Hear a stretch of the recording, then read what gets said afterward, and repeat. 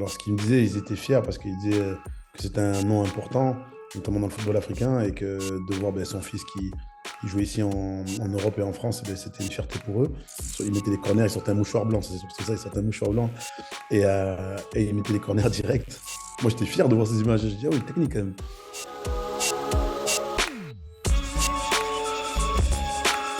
Du coup, j'avais vu l'histoire, enfin, la carrière et le parcours de ton père à la CAN, qui est quand même assez impressionnant, hein, vu qu'il a gagné 2 CAN.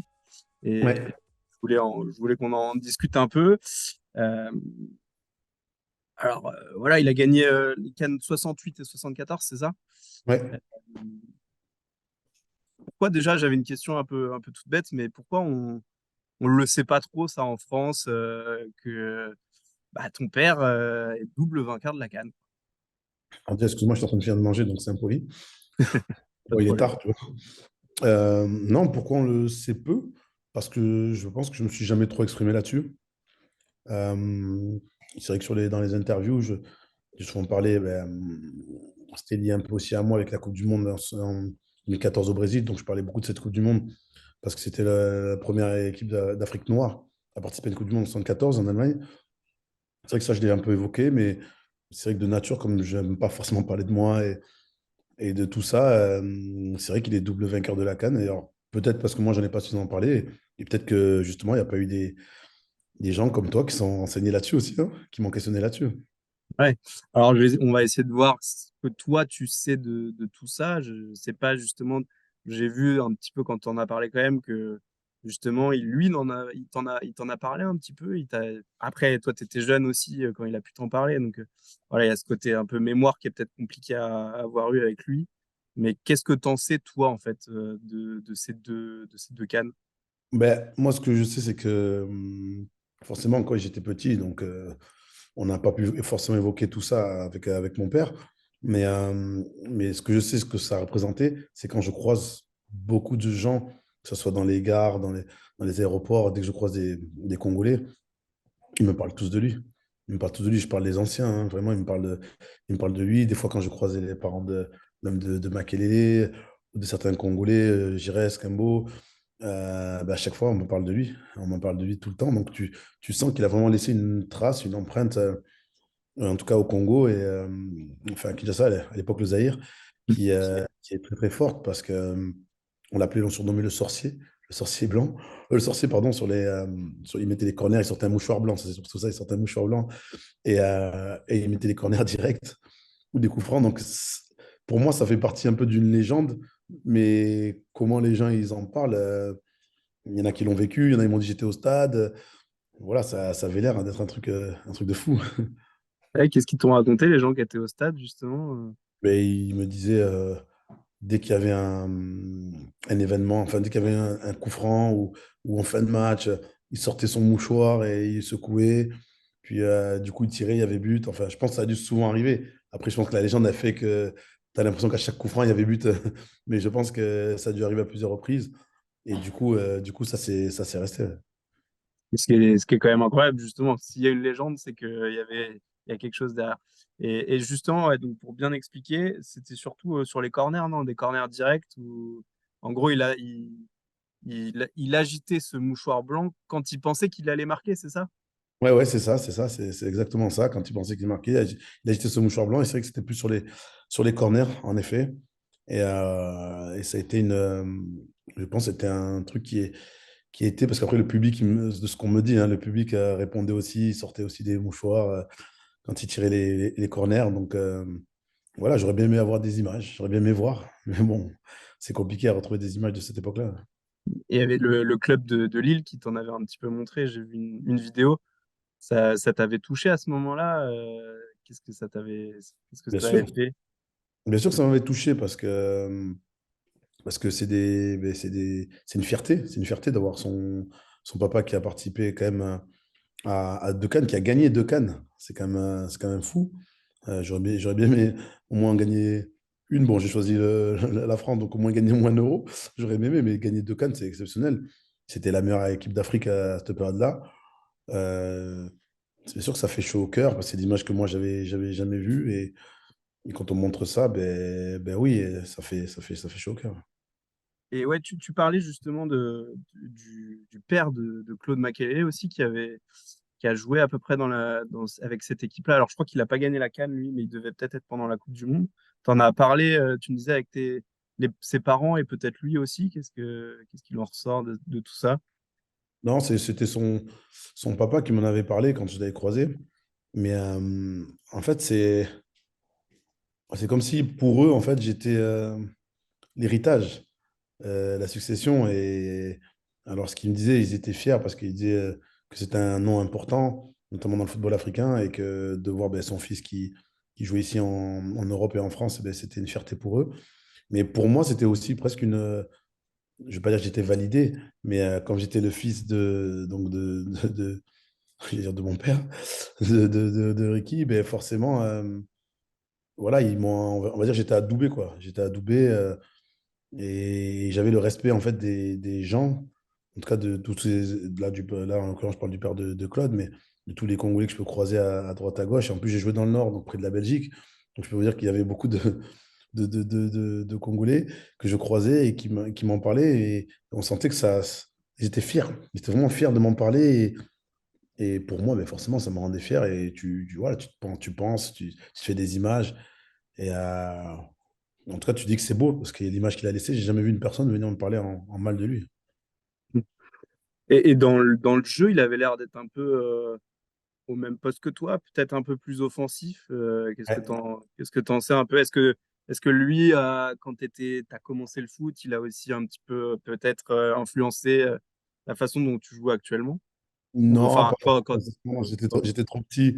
C'est trop petit, mais ce qui est sûr, c'est que j'ai vu des images. Et oui, il se projetait un peu plus quand même dans la surface. Il était, on va dire, il était plutôt félin, vif, et je l'ai vu mettre des beaux buts. Je l'ai vu mettre des beaux buts. J'ai vu des images où il met des très beaux buts hein, dans la surface de réparation, des matchs contre l'Égypte. J'ai vu quelques images comme ça de lui dans le jeu. Pas de à match complet, mais la ouais. passe en demi-finale contre l'Égypte, elle est belle, hein. Oui, tu l'as vu? Ouais, ouais, ouais. Ah ouais. Donc c'était non, c'était vraiment. Moi, j'étais fier de voir ces images. Je dis, ah oui, technique quand même. J'ai dit technique. Apparemment, la technique, elle saute les générations. Après, t'as sûrement gardé des choses aussi qu'il savait faire. Euh, Déjà, on était milieu de terrain tous les deux. Donc, voilà, c'est ça. ouais. Après, c'était pas le même football aussi, j'imagine, à l'époque. Euh, et justement, c'est quoi ton rapport un peu quand même avec cette Coupe d'Afrique des Nations, même si j'imagine que tu t'es peut-être jamais posé la question de jouer pour le Congo ou l'Angola. Si, Euh, si, si. Détrompe-toi. d'accord. Détrompe-toi. Au départ, quand j'étais encore avec la réserve à Bordeaux, j'ai fait un stage avec le Congo. On a fait un stage à Marseille. Et on joue d'ailleurs contre l'Olympique de Marseille, la réserve. Et ça s'était bien passé. On s'était bien passé.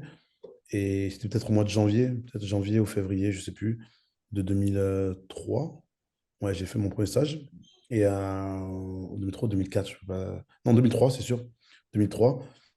En tout cas, courant 2003, je fais ce stage-là. Et puis en fait, après, en janvier 2004, je fais mon premier match en Ligue 1. En avril 2004, je suis en conquête avec l'équipe de France Espoir. Et là, donc, il y avait, donc c'était Raymond Domenech, le sélectionneur. Et il me dit, bon, mais je sais que tu hésites, vu que tu as déjà fait un stage avec l'équipe de France, on va dire, l'équipe du Congo, pardon, Espoir. Il dit, je sais que tu hésites, mais en tout cas, sache que, voilà, en France, pour moi, tu auras largement le potentiel pour aller un jour en équipe de France A. Et c'est vrai que ça a fait basculer mon choix. Mais j'ai hésité, parce que Qui par s'est rapport passé? à... Hein? Qui s'est passé, Oui, vu que c'est lui qui t'a ouais, appelé. exactement, c'est ce qui s'est passé, et d'ailleurs, quelques mois après, parce qu'il a pris en août l'équipe de France. Mais c'est sûr que ça te fait hésiter, parce que tu as envie de faire ce que ton père a fait. Et après, bon, j'ai fait le choix d'équipe de France. Je ne regrette pas et je suis justement fier de me dire que mon père a fait la Coupe du Monde avec le Congo, le Zaïre. Moi, j'ai fait avec la France. Donc, non, non, je suis content du choix aussi. Bon, c'était pas ma question, j'en avais d'autres avant, mais voilà, il y avait quand même quelque chose d'assez symbolique quand toi tu rentres en 2014 contre le Honduras. Euh, C'était vraiment juste 40 ans après ton père. T'avais une petite pensée, j'imagine, pour lui au moment de rentrer sur la pelouse, non? Oui, oui, non, bien sûr. Ému, très ému. Évidemment, il y a un match à jouer, mais bien sûr que dans ma tête, il y a tout qui est passé quand même très vite dans ma tête. Mais même le jour du match, de toute façon, j'y pensais. J'y pensais. Alors, je sais pas si elle est rentrée ou pas, mais forcément, j'y pensais. En plus, c'est la fête du jour des pères, en plus. Donc, c'était beaucoup de choses qui rentraient en compte. Et voilà, en plus, moi, j'ai fait une compétition internationale avec les Bleus. C'est la Coupe du Monde au Brésil, 40 ans après. Donc, et ouais, c'était beaucoup de choses comme ça, de signes comme ça qui étaient beaux. Et bien sûr que c'était, en termes d'émotion personnelle, c'est le plus beau moment. Et tu savais un peu ce qui s'était passé lors de cette Coupe du Monde. Il y a eu quelques petites histoires, justement. Oui, oui, il y a eu des événements. En fait, c'est marrant parce que les premières images que j'ai vues de l'équipe du Zaïre, hein, donc moi, les premières images, c'est celle de 74, mais elles sortaient du foot en folie. Et Ouais. à l'époque, il y avait ces cassettes-là, le foot en folie et tout. Et en fait, on voit cette image, je sais pas si tu vois, elle est un peu symbolique, hein. Il joue contre le Brésil, je crois, ou Yougoslavie, je sais plus. Il y a le mur, et tu vois un joueur, en fait, qui sort du mur et qui va dégager le ballon. Mais moi, quand je suis petit et que je vois ça, je me dis, qu'est-ce qui se passe? Ils connaissaient pas les règles, enfin, tu vois. Et au final, tu comprends qu'il y avait toute une histoire derrière tout ça, quoi. Et ça, Ouais. ouais. Et justement, bon, bah, c'est aussi un petit peu à l'image de cette sélection du Zaïre, quoi, qui a été un petit peu montée par Mobutu et tout ce que ça en découle. Toi, qu'est-ce que tu penses de ça? Peut-être que ça n'a pas été facile non plus pour ton père de jouer pour la sélection. On sait que voilà, c'était assez intensif, les entraînements, etc. Donc, je sais pas, qu'est-ce que tu en Mais, penses de tout ça? mais moi, je pense que forcément, ça devait pas être simple ce qu'ils ont vécu. Alors, t'as la fierté de te dire qu'on va faire une Coupe du Monde, mais en fait, de l'autre côté, tu as le sentiment de te faire un peu avoir par la fédération, si je peux dire, ou par le gouvernement. Donc, eux n'ayant pas de primes, etc., ben, voilà, je pense qu'ils avaient plus envie de jouer, quoi. Ils ont un peu fait. C'est là où il y a eu le 9-0 contre la Yougoslavie. Donc voilà, on se doute bien qu'il s'est passé des choses pour qu'il y ait autant d'écart. Et d'ailleurs, il me semble qu'il y a un de ses ex-coéquipiers qui a dû carrément fuir le pays, je crois. J'avais bien lu qu'il avait dû fuir le pays parce que ça avait été très compliqué pour les joueurs. Alors, pour mon père, bon, ben, apparemment, ça a été, il y a eu des problèmes avec l'État, mais avec le gouvernement, mais je sais que ça a été une période compliquée pour le football africain et en tout cas pour le Congo à cette période-là, qui était une des meilleures équipes, mais qui n'avait pas en contrepartie ce qu'elle devait avoir, en tout cas les primes qu'il méritait. Mm. Et toi, du coup, ouais, dans ta famille, ils sont partis en Angola, c'est ça, après? Ouais. Euh, Ça n'a pas de rapport, du coup, avec le régime Non, en place. C'est non, juste non, que non, non. c'est ta mère qui était Ouais, c'est ça. angolaise. Voilà. Et bon, après, je sais que tu veux pas forcément trop en parler, mais pour revenir sur bah, l'exil en France et ta naissance, je sais pas si tu veux en dire un petit mot. Je parle souvent.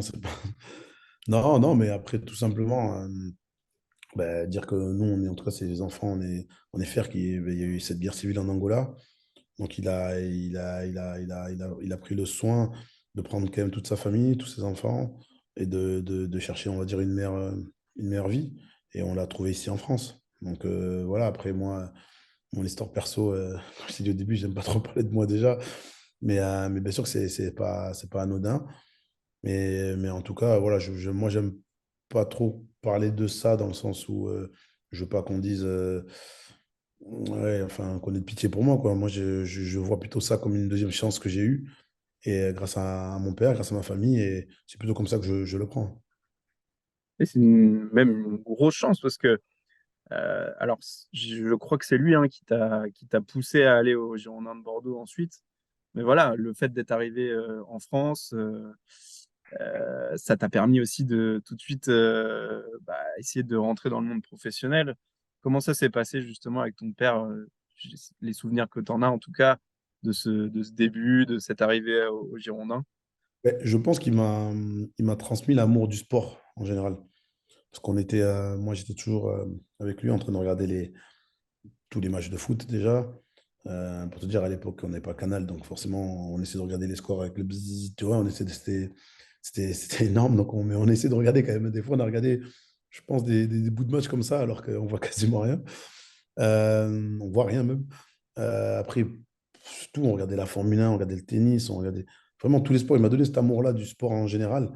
Et après, pour les Girondins, d'abord, je jouais dans un petit club. Donc, il m'emmenait de temps en temps quand il pouvait.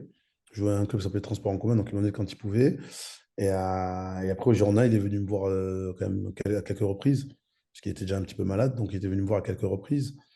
Et j'avais pas forcément de conseils particuliers qu'il me donnait, mais je me souviens d'une fois où j'avais peut-être pas rangé ma chambre ou un truc comme ça, et il m'avait interdit d'aller à l'entraînement.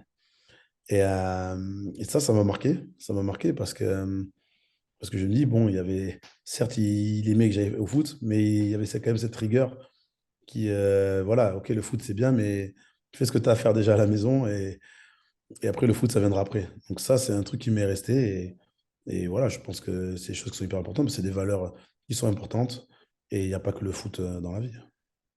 Et justement, à son décès aussi, c'est là où tu aurais pu un petit peu vriller. Et, bah, peut-être que cette rigueur et justement cet amour du sport ont fait que t'as réussi et t'as continué et t'as pu lancer ta carrière. Ouais, ouais, c'est sûr que à ce moment-là, c'est une période difficile quand on est adolescent de vivre ça, c'est très compliqué. Et c'est vrai que le fait que j'ai le foot, parce que là j'étais déjà au Girondin, eh ben ouais, ça te permettait d'aller te libérer, t'aérer.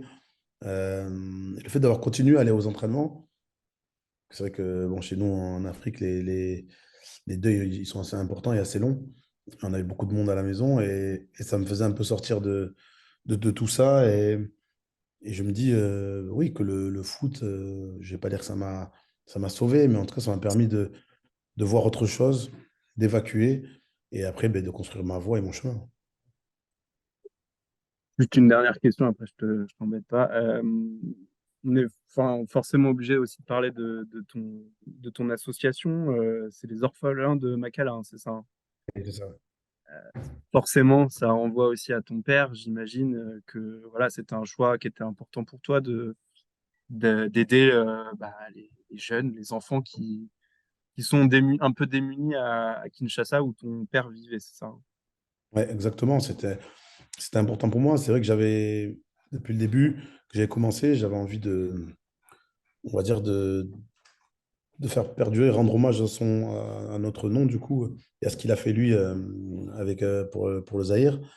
Et c'est vrai que ma première idée, c'était de faire peut-être une école de foot, parce que je me dis par rapport à son nom, ce qu'il a fait, moi, aujourd'hui. Mais dans cette idée-là, à l'époque, en plus, le sport féminin n'était pas très développé. Je me suis dit, on va aider peut-être que des garçons. Alors que je sais que c'est un pays qui est en difficulté. Donc, du coup, on a décidé de partir sur l'orphelinat par rapport aussi à ma vie, à ce que j'ai vécu. Et que là-bas, il y a beaucoup d'enfants aussi qui traînent dans les rues. Et au moins, on pouvait aider tout le monde. En tout cas, c'est de donner une deuxième chance à tout le monde. Et on est parti sur ça. Donc, depuis 2009, évidemment, je ne suis pas tout seul, hein, il y a du monde avec moi. Et depuis 2009, on a créé donc l'association Les Orphelins de Makala. Et on est content de l'évolution parce qu'aujourd'hui, on a des jeunes qu'on a eu très tôt, des enfants qui sont devenus aujourd'hui adultes, diplômés, qui ont eu le bac, d'autres qui travaillent, un qui est devenu avocat. Enfin, voilà, on est vraiment content de l'évolution. Alors, c'est pas simple. C'est pas simple parce que, oui, quand tu joues, tu reçois plus d'aide que quand tu ne joues plus. Mais en tout cas, nous, on continue de se battre pour ça et on a encore la chance d'avoir beaucoup de gens qui essaient de nous suivre. Et garder ce lien forcément Ouais. avec le pays. C'est important. C'est important parce que souvent, je me rends compte que, ben, en plus, il y en a de plus en plus aujourd'hui, des joueurs qui ont le choix entre deux sélections. Ceux qui prennent, on va dire, leur sélection d'origine, ben, ça va, c'est plutôt bien vu. Mais ceux qui prennent, par exemple, la nationalité française ou une autre, que ce soit les Pays-Bas ou la Belgique, ce que tu veux, et, ben, des fois, on a l'impression de. C'est pas qu'on a trahi la nation, mais certains vous font comprendre que voilà, il fallait venir au pays d'origine. Donc, c'est pas toujours simple de trouver sa position, mais pour moi, le plus important, c'est de garder un lien, une trace et de ne pas renier forcément ses origines pour pouvoir avancer sereinement dans le choix qu'on fait.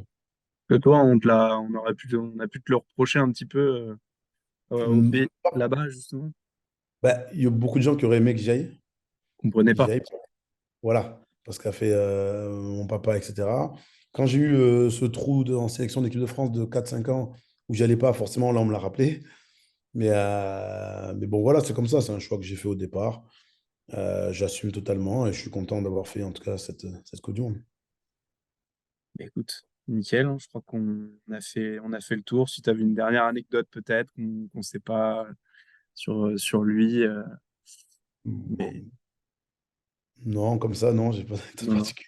Non, non, bah, écoute, c'est déjà super complet et super intéressant. Je pense que, comme tu me disais au début, c'était pas forcément une histoire qu'on connaît beaucoup sur toi et pourtant qui mérite, à mon avis, plein d'œil. Donc c'est cool. Merci à Non, toi. merci à toi d'avoir mis la lumière sur mon papa et du coup le Zahir Ouais, 68. ouais, Merci. ouais.